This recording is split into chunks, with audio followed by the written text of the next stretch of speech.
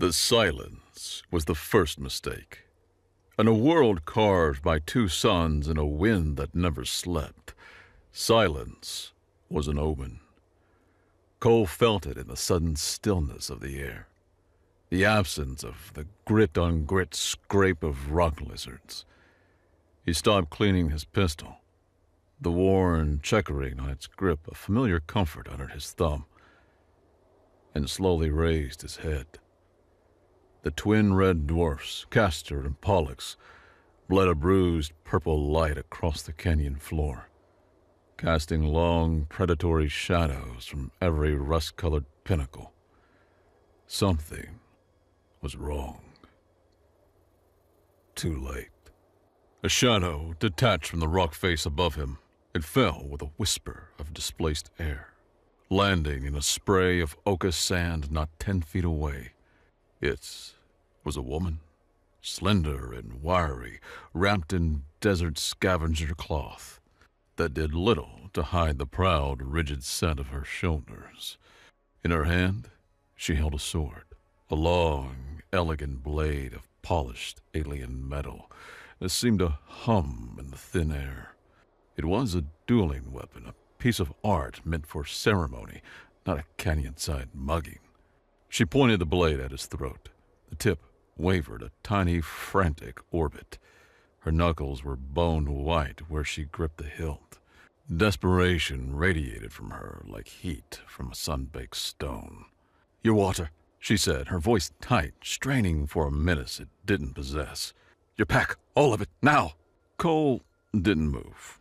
He didn't even blink.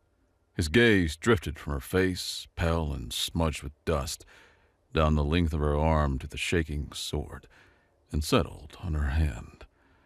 A small, humorless smile touched his lips. It didn't reach his eyes. His eyes were old, tired, and missed nothing.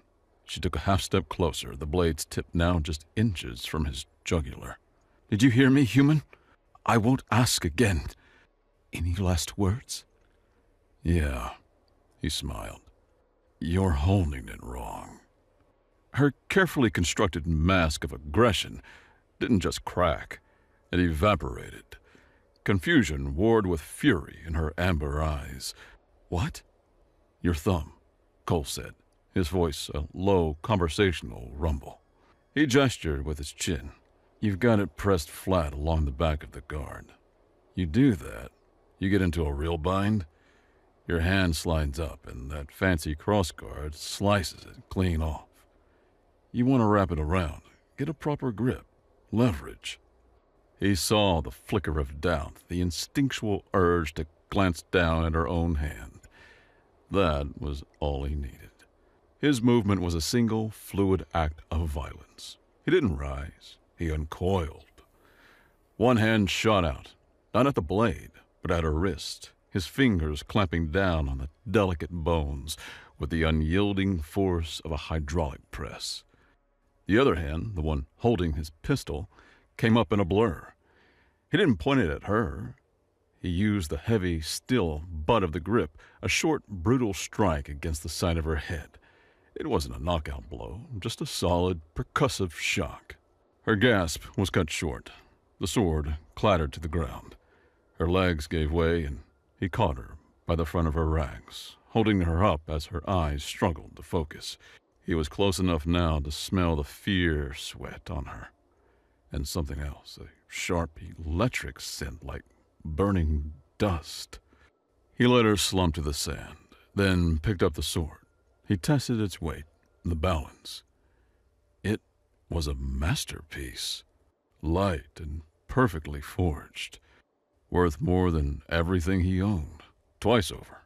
He looked from the sword to the alien woman now pushing herself onto her elbows, a thin trickle of blood running from her temple. "You generate power from your hips, not your shoulders," he said, his voice flat and devoid of pity. "Your stance was too wide, too formal. Anyone who's ever been in a real fight would have put you on the ground in 3 seconds. He tossed the sword into the sand beside her. It landed with a soft thud. "You lasted 5. Congratulations." She glared at him from the ground, her pride a wounded animal. "I am Terrace Kalian," she bit out as if the name itself were a weapon. "And you will show me respect." Respect is earned, usually by not trying to rob the first person you meet who looks like they might have a full canteen. Cole holstered his pistol and went back to his meager camp, a bedroll and a small, solar-powered water still humming quietly. "Get out of here." "I can't." The words were quiet, stripped of their earlier bravado. He glanced back. She was on her knees, staring at the endless expanse of the canyon. "I need to get to Meridian. There's a ship." Her voice trailed off. "Meridian's a week's walk north, if you're lucky." Cole took a sip from his canteen. The water was recycled, tasting faintly of metal in his own sweat, but it was wet. "You won't make it 2 days." "Then guide me." It was a demand, not a request. Old habits die hard. Cole let out a short, harsh laugh. "I'm not a guide. I'm a man trying to be left alone. You are failing at helping me with that." She scrambled to her feet, desperation making her bold again. She fumbled inside her rags and pulled out a small object. In the dim light, it glowed with a soft internal luminescence. It was a brooch, intricately carved from what looked like pearl and silver, shaped like a stylized flame. A piece of jewelry so fine it had no business being on this rock. "I will pay you." He looked at the brooch, then back at her face. He saw the story there. The fine bones, the uncalloused hands, the way she stood like she was expecting a servant to appear. She was a runaway noble, spoiled, soft, and completely out of her depth. "Don't want it," he said, turning his back on her. "Nothing to buy out here but more trouble." "Damn you!" she screamed. The sound echoed off the canyon walls. It was a cry of pure, undiluted frustration. And then something happened. The sand at her feet began to shift, not from the wind, but from a deep, rising heat. A faint orange glow pulsed beneath the surface, spreading in a circle around her.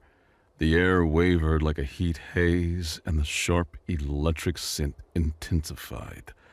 Cole felt the hair on his arms stand on end. He spun around, his hand instinctively going to his pistol grip. Terrace was staring at her own feet, her eyes wide with a mixture of terror and awe.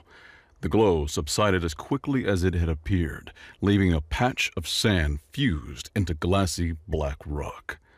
Cole stared at the scorched earth, then at her, the inner flame. He'd heard stories, the Athelian nobility, their thermal powers a sign of pure blood. He'd always dismissed it as myth, aristocratic propaganda.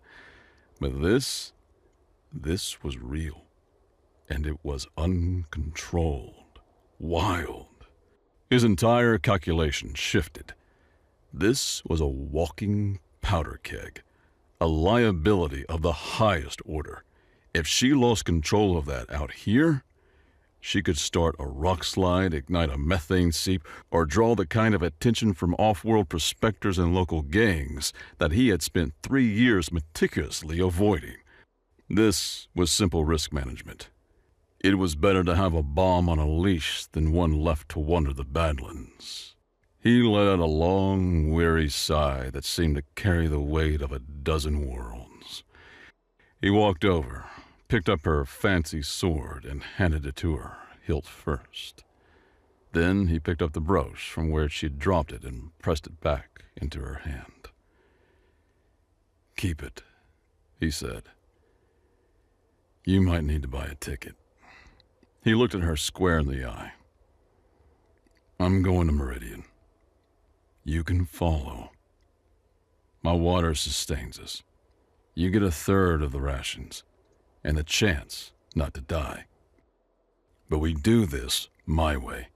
That means you do everything I say, exactly how I say it the second I say it. No questions, no arguments." You walk where I walk, you eat what I eat, and you shut up when I tell you to. Are we clear? She stared at him, bewildered by the sudden reversal. She looked at the brooch in her palm, then at his grim, unyielding face. Slowly, she nodded. Clear. Good, Cole said, turning back to his camp. First lesson. We're moving. Your little light show probably looked like a festival invitation from 10 clicks away. Pack your things. I have nothing to pack, she said quietly. He glanced at the sword in her hand. You have that, and you have your life, for now.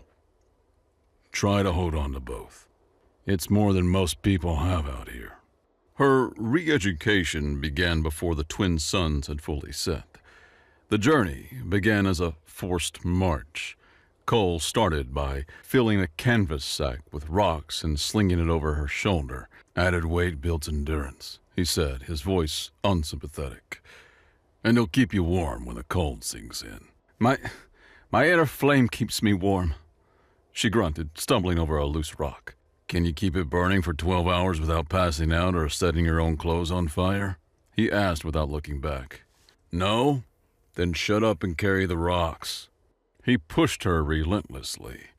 They ran across flat, packed sand until her lungs burned and her legs felt like jelly. He made her climb sheer rock faces that shredded her soft hands, teaching her to find holds she couldn't see, to trust her feet. When she collapsed, sobbing with exhaustion, he would stand over her, let her catch her breath for exactly 60 seconds, and then haul her to her feet. Pain is a signal, he'd say, his voice a relentless drill. It tells you you're still alive.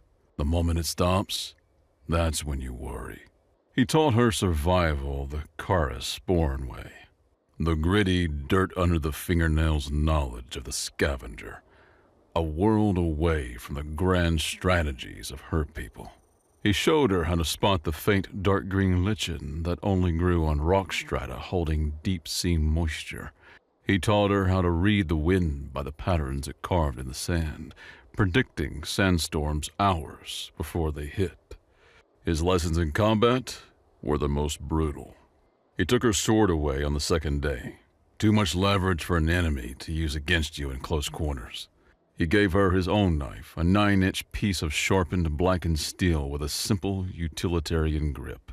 Forget performance, he told her as they stood in the blood-red twilight. Forget stories with 3 acts. A fight is a single, violent sentence, and the only punctuation is a corpse. The goal is to make sure it's not yours. He drilled her endlessly.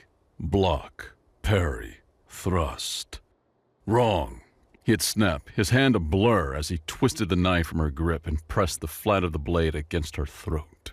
You tried to meet my force with force. You're smaller. You don't win that way. Deflect, redirect, create an opening. He'd make her do it again and again and again.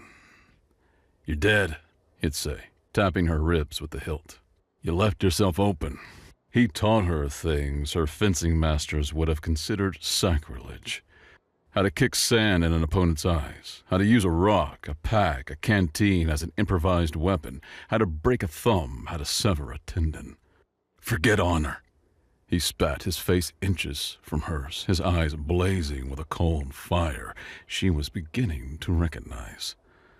Honor is a luxury for people who don't have to worry about where their next breath is coming from. Out here, there is only one rule. Survive by any means necessary. During a rare break, while they were sheltered from the wind in the lee of a massive wind-hollowed boulder, she saw him stretching, his face tight with pain. The ragged tunic he wore shifted, and she saw it clearly for the first time. A puckered, ugly knot of scar tissue on his left shoulder. A divot where the muscle and bone just didn't look right. What happened to your shoulder? She asked, her voice softer than she intended. He stilted, then shrugged, a motion that was clearly agonizing. Earth Marine Corps. Got a little enthusiastic with a rocket launcher during a bug hunt on Cerberus Gate. Recoil popped it out of the socket. He rotated the arm, a grimace flashing across his face. Corpseman slapped it back in, but it never healed right. Too much scar tissue. Dislocates if I look at it funny. He gave her a hard look. Weakness.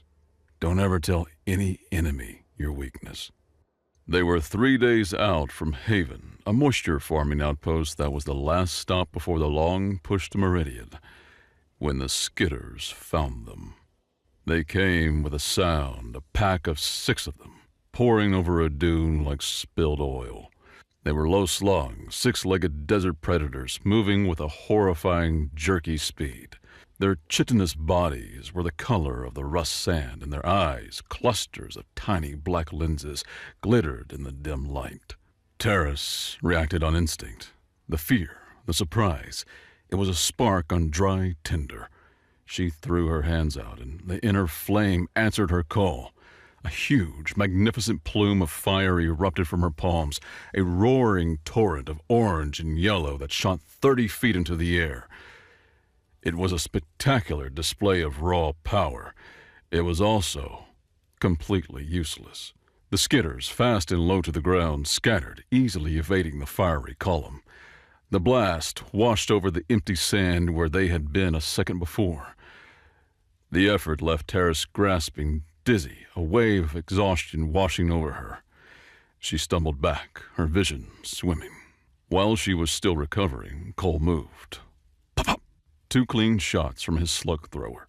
The heavy caliber rounds hit 2 of the creatures mid-leap, shattering their armored hides in sprays of black ichor and sand. They tumbled to the ground, twitching. 3 more Skitters converged on him. He didn't backpedal. He stepped forward, drawing his knife as the first one lunged. He went low, spinning, the knife a silver arc that severed the creature's foremost legs. It squealed and crashed to the ground. He was already moving on the 4th, using the down Skitter as a temporary shield. The last one, seeing its packmates destroyed, changed targets. It veered towards the exhausted Terrace. "Knife!" Cole yelled. Terrace fumbled for the blade at her belt. Before she could even get a proper grip, something flew past her head, a flash of black steel. The thrown knife embedded itself hilt deep in the Skitter's central body segment, right where its primary nerve cluster was located. The creature seized up, all 6 legs locking and toppled over, dead before it hit the ground. Silence returned to the desert, broken only by Terrace's ragged breathing. Cole walked over, retrieved his knife from the dead creature, and wiped it clean on its own flesh. He didn't look angry, which was worse. "What was that?" he asked, his voice dangerously calm. I tried to stop them," she stammered. "No," he corrected. "You tried to put on a fireworks display. You wasted enough energy to cook a side of beef on a single empty patch of sand. Your fire is a cannon. You don't need a cannon to kill a bug. You need a needle. All that power, all that heat, it's useless if you can't put it exactly where it needs to go." He held up his index finger, pointing it at a small, crystal-veined rock a few feet away. "Focus," he commanded. "Forget the inferno. Think of one point. One tiny, infinitesimally small point. Heat that, and only that. Make it white hot." She tried. She closed her eyes, her hands trembling. She pictured the rock, pictured a single point of light. A dull ache started deep in her palms. She pushed, trying to channel the roaring furnace inside into that single tiny point. Nothing happened. The rock remained cold. Frustration and shame burned in her cheeks. Later that night, as they sat by a tiny, smokeless heat coil, she clutched her hands. The deep, burning ache was back, worse than before. In the faint red glow, she could see them for the first time. Faint, silvery lines hands, tracing patterns under the skin of her palms and forearms, like a web of captured lightning. The power had a price. It was scarring her from the inside out. Cole noticed her staring. "Everything you do costs something," he said, his voice softer than usual. "Power is no different. The question is whether what you buy with it is worth the price you pay." He looked out into the endless dark. "Most of the time, it's not." They crested a wide, windswept ridge the next day and saw it below. Haven. It wasn't much, a cluster of a dozen low-slung buildings made from ferrocrete and scavenged ship plating, hunkered down in a shallow basin. A network of pipes and massive condenser fins spread out from the village, glinting in the light of the twin suns, the moisture farm's lifeblood. But something was wrong. A thick plume of greasy black smoke rose from one of the central buildings, a stark column against the pale, bruised sky. Even from this distance, they could see figures moving in the village. Too many figures, and they moved with a swaggering, destructive purpose. A group of brutal-looking raiders were smashing condenser fins with heavy sledges, their laughter carrying faintly on the wind. Another group was hauling supplies out of a storehouse, kicking over anything they didn't take. Cole's body went rigid. All the casual looseness of the trail vanished, replaced by the coiled stillness of a predator. His eyes narrowed, scanning the scene with a cold, professional detachment. He counted them automatically. 20, maybe 25. Armed with a mix of industrial tools and military surplus rifles. They had 2 heavy-treaded transport vehicles parked near the edge of the village. The Ash Hounds. He had heard of them. A pack of vermin led by some off-world brute named Vorkata. His posture was a verdict. He had already weighed the odds, calculated the risks, and reached a conclusion. He turned his back on the scene below. "We go around," he said. His voice was flat and final. "What?" Tara stared at him, then back down at the village. She could see the villagers now, huddled together under the watchful eyes of several laughing raiders, and the sight of their huddled, defeated forms made her stomach clench. "We're just going to leave them?" "That's the plan," Cole said, already starting to walk along the ridge, away from the path that led them down to Haven. "It's not our fight." "Not our fight?" she repeated, incredulous. She hurried to catch up with him. "Look at them! They're being terrorized, slaughtered!" "I see a settlement that didn't post a sentry. I see 25 armed thugs with vehicles against a dozen farmers with tools." He countered, his voice like chipping stone. "It's a lost cause. Helping them doesn't save them. It just gets us killed along with them. We stick to the plan. We get to Meridian." The phrase "lost cause" was a raw nerve, and Terrace, without knowing why, pressed on it. "They have nowhere else to go. This is their home. Are we just to walk away while those monsters destroy everything they have?" Her voice was filled with a righteous, furious fire, a heat that came from pure indignation. It was the fury of a noble who, for the first time, understood the plight of the defenseless. It was the indignation of someone whose entire world had been stolen by brutal, grasping men. And in her anger, Cole saw an unwelcome ghost. He saw a younger version of himself, a fresh-faced Marine sergeant who believed in things like duty and protecting the innocent, a young man who died in the dust and screams of his friends. "We're delaying action, Sergeant. Hold the gate. Buy the fleet time." The words of a dead colonel echoed in his mind. They'd held it for 3 days, against impossible odds. for a strategically worthless rock that the fleet had already written off. A sacrifice play. A lost cause that had cost him his unit, his faith, and a piece of his soul. "Yes," he said, his voice hard, trying to crush the ghost before it could take root. "We walk away, because that's how you survive. You don't fight battles you can't win. You don't die for other people's mistakes." So we do nothing! Terrace yelled, her hands clenched into fists at her sides. The sand around her feet began to glow faintly. We just let evil win because it's easier? He stopped and turned to face her.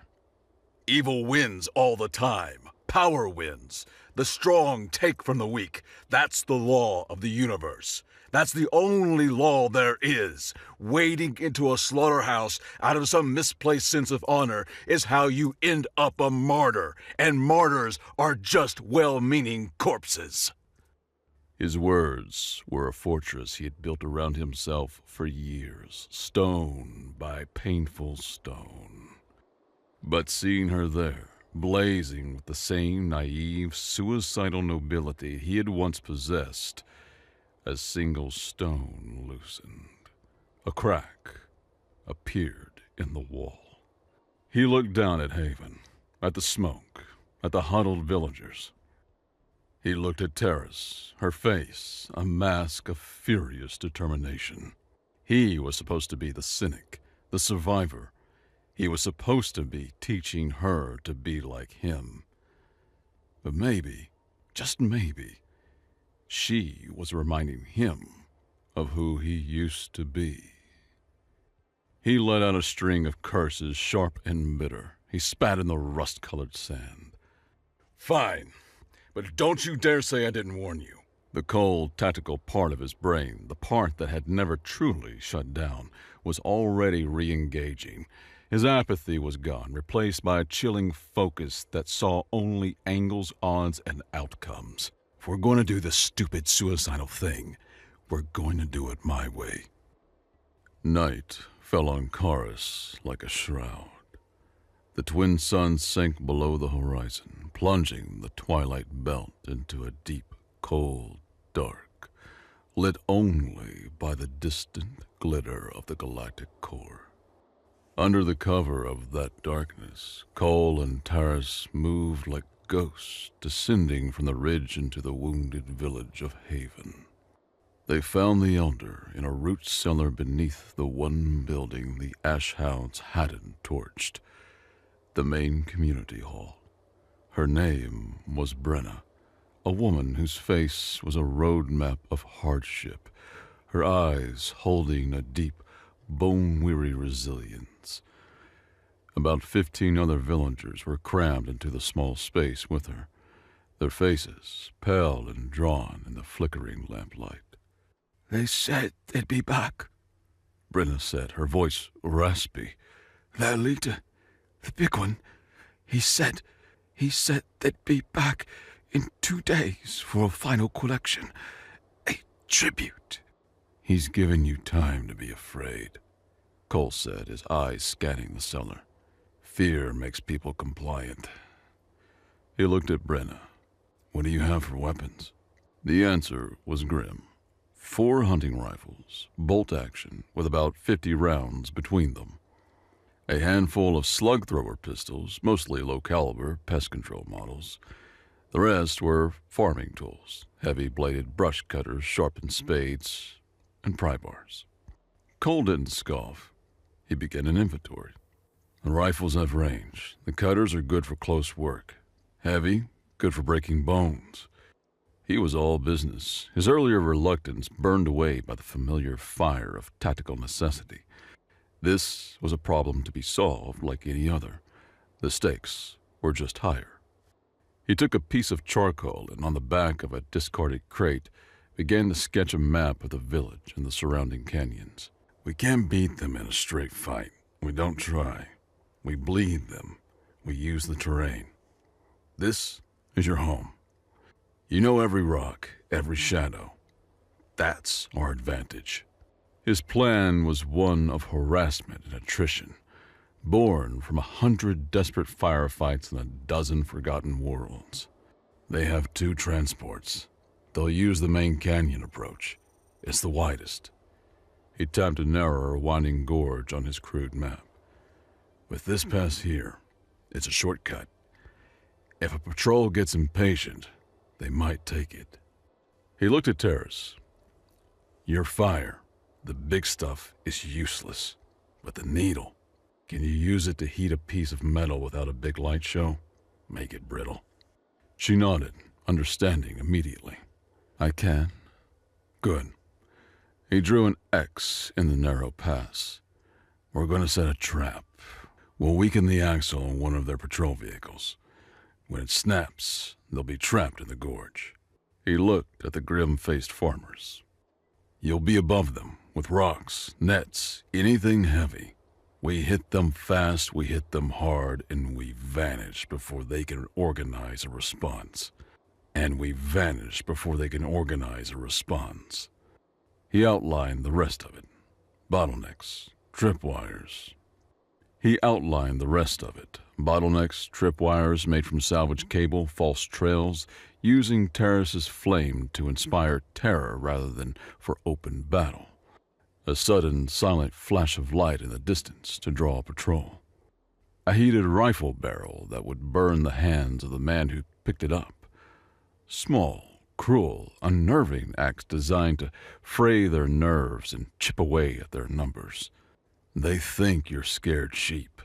Cole finished, his eyes meeting each of theirs in the dim light. We need to teach them that this valley is full of wolves. For the first time since the raiders came, a glint of defiance appeared in the villagers' eyes. It was a fragile, dangerous thing. It was hope. The first patrol went out the next evening. A single transport with 4 raiders, just as Cole had predicted. They were arrogant, complacent, driving too fast. They grumbled about the main route and, seeing the narrow gorge, took the shortcut. Terrace had done her work hours before, under the cover of the pre-dawn gloom. Creeping up to the parked vehicle, she had focused her power, a silent, intense act of will. She hadn't created a single flame. She had simply poured pure heat into the vehicle's rear axle, a tiny, white-hot point that cooked the tempered steel until it was as strong as glass. They were halfway through the gorge when it happened. With a sharp crack that echoed like a rifle shot, the axle sheared. The transport swerved violently, its heavy treads digging into the canyon wall before lurching to a halt at a drunken angle. The raiders piled out cursing. Before they could even assess the damage, the attack began. From the cliffs above, a deluge of stones and heavy debris rained down, orchestrated by Brenna and her people.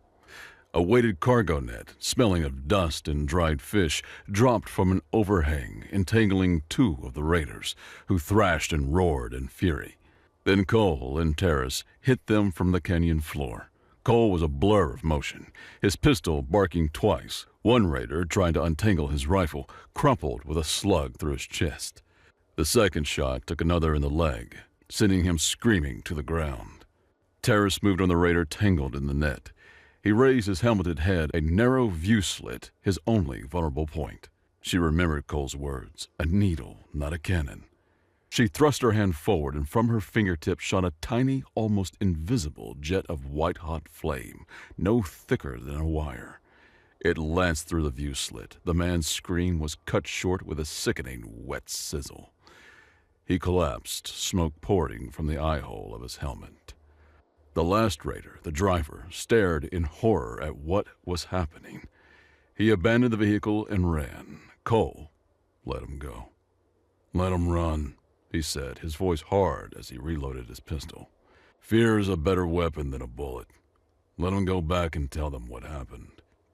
The attack was over in less than 30 seconds. Swift, brutal, shockingly successful. Tara stood over the smoking helmet of the man she'd killed, her heart hammering against her ribs. There was no glory in it, just a cold, grim finality. She looked over at Cole. He gave her a single, sharp nod. The gesture contained no praise, only a grim acknowledgement. Job done. For the first time, standing in the aftermath of violence, they felt like a team. Their victory was a lit match in a hurricane. It felt good for a moment, but the storm was coming. The lone survivors scrambled back to the main raider camp, babbling about ghosts in the rocks and silent, killing fire. Vorkata himself was the response. The next day, as the twin suns reached their zenith, the full force of the Ashhounds descended on Haven. They didn't bother with the canyons. Their remaining transport, a much larger, heavily armored beast, smashed its way through the moisture condenser fins, crushing the delicate machinery under its treads. It was an act of pure, spiteful destruction. Following it on foot was the rest of the gang, nearly 20 of them, and leading them all was the warlord himself. Vorkata was even more massive than he had looked from the ridge. He was a gorgon, a species known for their size and thick-plated skin that had the sheen of dull iron. He carried no rifle. In one massive three-fingered hand, he held a crude, heavy axe that was part weapon, part demolition tool. He walked with the lumbering confidence of a creature who had never known a real threat. His gaze swept over the seemingly empty village, a cruel smirk on his reptile-like face. He had come for extermination.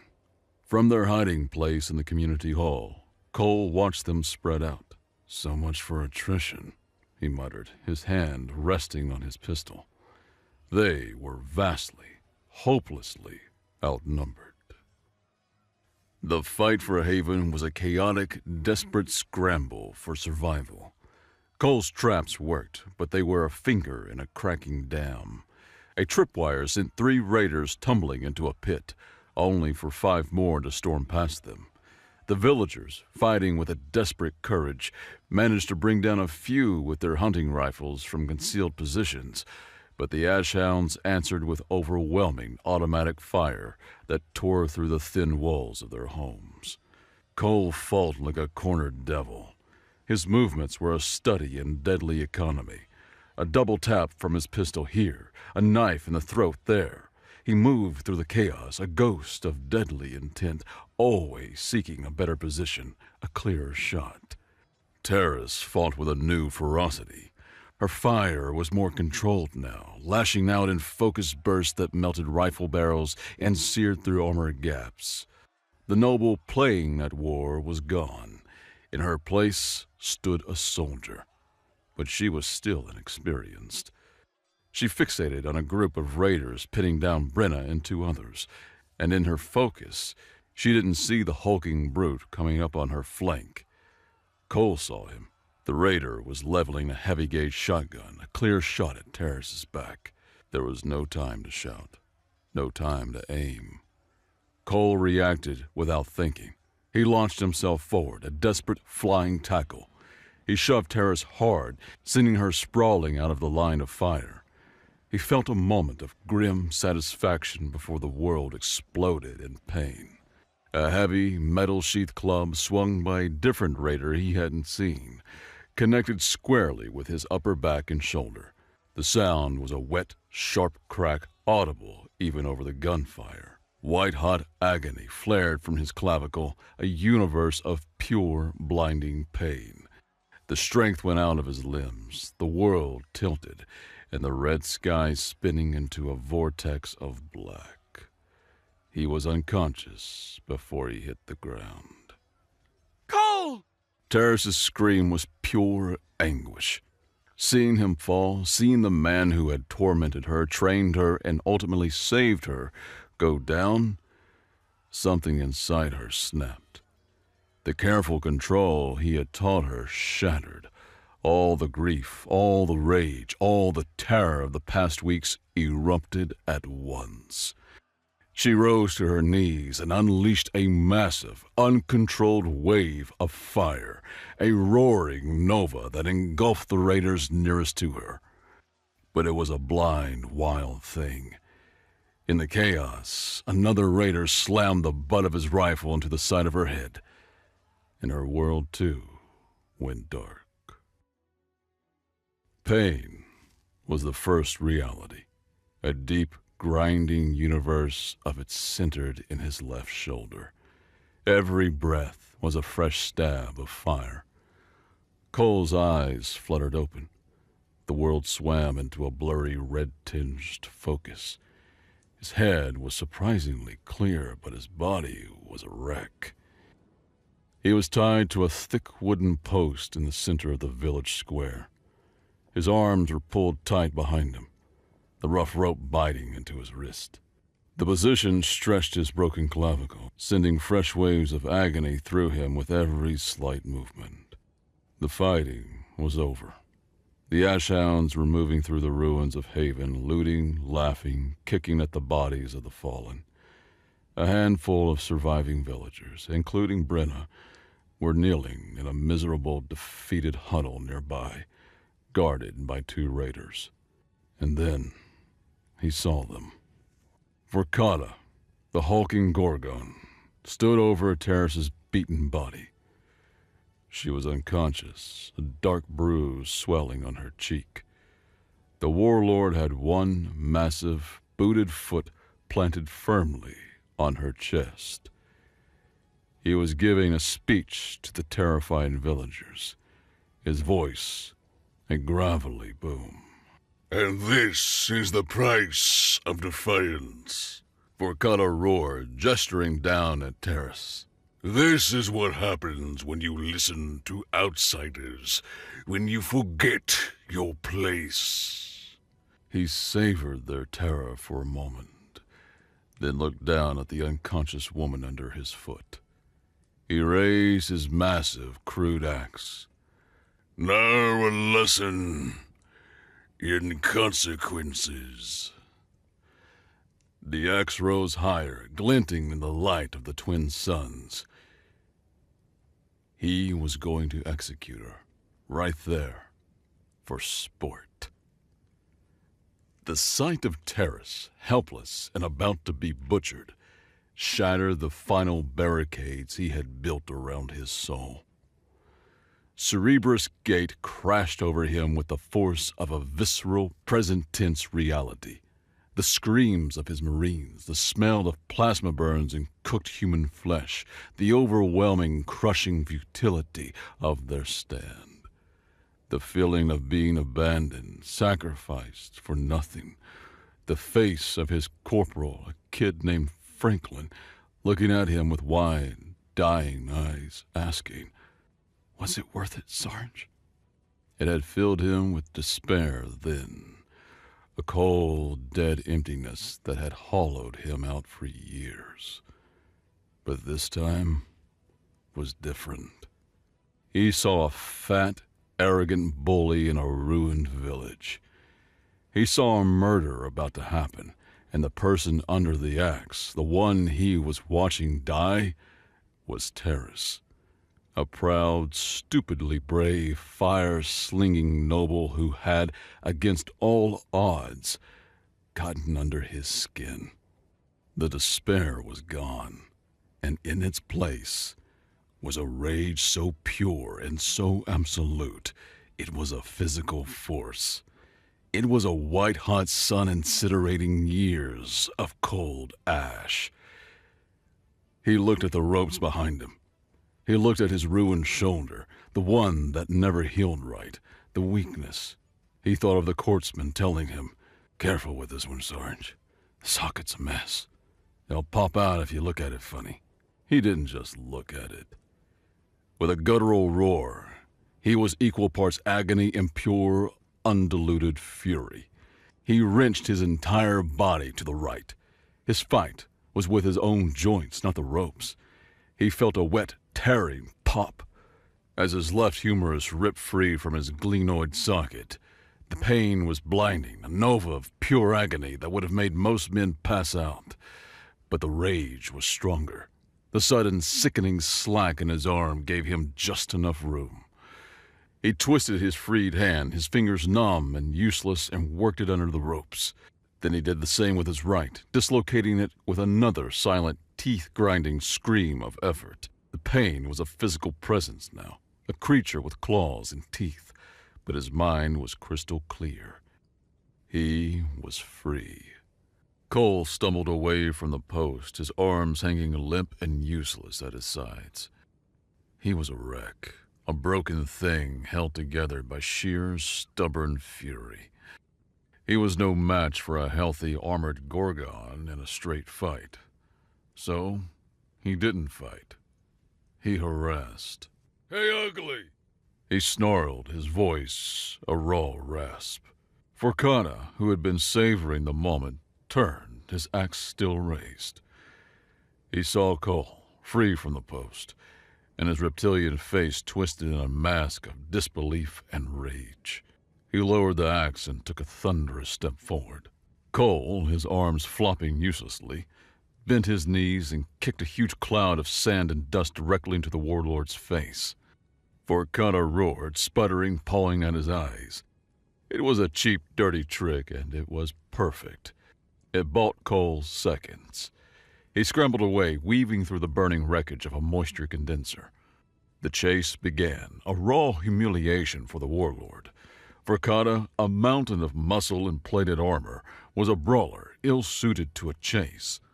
Cole, fueled by adrenaline and a lifetime of running and fighting, was faster. He couldn't use his arms, so he used his legs, his wits, his environment. He led the infuriated warlord on a grueling chase through the burning village, ducking behind walls, kicking debris into his path, throwing rocks with his feet. He was turning Forcana's grand execution into a farce.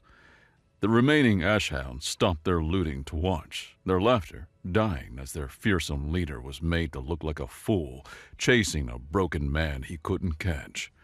Forcana's rage grew with every misswing of his axe, every taunt Cole threw over his shoulder. He was getting tired. The heavy armor, the useless swings, the Kara's heat. They were wearing him down. But stamina wasn't infinite. Forcana, his breath coming in ragged, steaming hisses, finally saw his chance. Cole, fainting left, stumbled over a piece of shrapnel. The moment's hesitation was all the warlord needed. He lunged, foregoing the axe, and got a massive three-fingered hand around Cole's throat. He lifted him clean off the ground, slamming him back against the wall of the community hall. Cole's feet dangled uselessly. The pressure on his windpipe was immense, crushing. Black spots danced in his vision. He clawed at the thick, plated wrists with his numb, dislocated hands, but it was like scratching at a rock wall. Forcana's face was inches from his, a mask of triumphant fury. "No more running, little man." Cole's vision began to tunnel. The world was fading to a single point of light. He was dying. He had bought her time, but it wasn't enough. But it was. On the ground, Tara stirred. The world came back to her as a pounding headache and the smell of smoke. She pushed herself up on one elbow, her vision clearing, and she saw him. She saw Cole, his face purpling, being strangled against a wall, sacrificing himself for her, for the village, for a cause he claimed not to believe in. In that instant, everything he had taught her coalesced. The pain, the fear, the grief of the fallen villagers, her rage at Forcana. It all swirled into a single, perfect, razor-sharp point of focus. She looked at Forcana, this monster of iron and cruelty, and he resolved in her vision into a single target. Cole felt his consciousness slipping away. His lungs burned for air that wouldn't come. With the last flicker of his will, He locked eyes with Taurus. He saw the focus in her gaze, the power gathering. She was ready. A cannon, waiting for a target. He had to give her one. He couldn't speak, he couldn't gesture, but he had trained for this. She knew the lesson. A needle, not a cannon. A tiny point, white hot. He forced his crushed larynx to work, to push out one single strangled, gurgling word. A command. Inside! Terrace heard it. The command cut through the chaos, a beacon in the storm. Inside. Not his armor, not his skin. Inside. She extended her hands. There was no wild plume of fire, no grand spectacle. The air around her didn't even waver. All the power, all the furious energy she had summoned was channeled with an absolute lethal focus. It was the needle. Vorkata felt it first, not as heat, but as a deep, sickening vibration in his gut. He grunted, tightening his grip on Cole's throat, dismissing it as a tremor of rage. But then a liquid heat began to churn within him, a terrifying internal simmer. His eyes, wide with confusion, bulged. He looked down at his chest plate. It was cool to the touch, but beneath it, his entire torso felt like a kettle about to scream. He dropped Cole, who collapsed to the ground gasping. Vorkata stumbled back, a thick, superheated steam jetting from his mouth and nostrils. His massive body began to swell, the thick plates of his natural armor groaning under an impossible internal pressure. Dark, boiling fluid began to weep from the seams in his skin, from the corners of his eyes. He let out a choked, gurgling scream as he clawed at his own abdomen, his body convulsing violently. Then, with a wet, thunderous clap, he exploded. It was a biological catastrophe, a pressurized wave of boiling blood, viscera, and shattered bone erupted from his torso, spraying the surrounding ground in the horrified faces of his own men. His armor, ripped apart from within, clattered to the ground in smoking, gore-splattered pieces. For a heartbeat, the remaining ashhounds stood frozen, slicked with the remains of their leader. The air was thick with the coppery stench of boiled blood. This wasn't battle. This wasn't even execution. This was an abomination. Then the terror broke them. They screamed, high-pitched animal sounds of pure dread. They dropped everything, loot, weapons, and ran, scrambling over each other, slipping in the gore, desperate to escape the place where beings could be turned inside out by a silent command. Cole, gasping at the ground, pushed himself up with his legs. His vision was blurry, but he could see the carnage. There was no body left to check, no corpse to punctuate. Only a steaming crimson ruin where a warlord had stood seconds before. He looked over at Taurus, who was on her knees, her hands trembling, staring at the horror she had wrought. He didn't have the strength to stand. He just collapsed back into the dust. The image of Vorkata's end burned into his mind. Weeks later, the sounds of hammers and saws had replaced the gunfire and screams in a rebuilding haven. The scars in the village were healing. So were the scars on its defenders. Cole sat on the porch of the repaired community hall, both his arms in slings, his shoulders screaming a dull, constant protest. Terrace sat on the steps below him, meticulously cleaning one of the captured raider rifles. Her movements were sure, stripped of any wasted motion. Across the backs of her hands and upper forearms, a web of faint, silvery lines caught the light of the setting suns, permanent marks of the power she had unleashed. "You're wasting solvent," Cole grunted, his voice a gravelly critique from the sidelines. 2 drops, spread thin. You're giving it a bath. Terrace didn't even look up from her work. Funny, I don't remember you complaining when I was the one setting your bones. Would you like to demonstrate the proper technique? She held the Oli rag out to him, a challenge shimmering in her amber eyes. Cole's mouth tightened into a thin line. He looked at his own useless sling-bound arms. Just trying to maintain standards. Your last big display was excessive. Excessive? She paused, her gaze turning towards the community hall wall, which was still faintly stained despite days of scrubbing. You said by any means necessary. It was necessary and very, very final. It was messy, he retorted. Brenna said they were finding bits of him in the rain gutters for a week. A little subtlety goes a long way. Next time a building-sized reptile is crushing your throat, I'll be sure to use subtlety. She racked the rifle's bolt with a sharp, satisfying clack. The easy, familiar rhythm of their bickering was a balm. It was the sound of survival. He winced as a sharp pain lanced through his shoulder, a motion he couldn't hide. Terrace's teasing expression softened instantly. Still hurts that much? My skeleton feels like a bag of smashed crabs, he admitted, the words tasting like rust. He nodded toward her hands. What about you? She flexed her fingers, watching the silvery scars catch the light. They looked like captured lightning. They ache, like a memory of fire held too close. A bad one? He asked, his voice quiet. No. She looked from her scarred hand to the rebuilt homes, to the villagers moving with purpose instead of fear.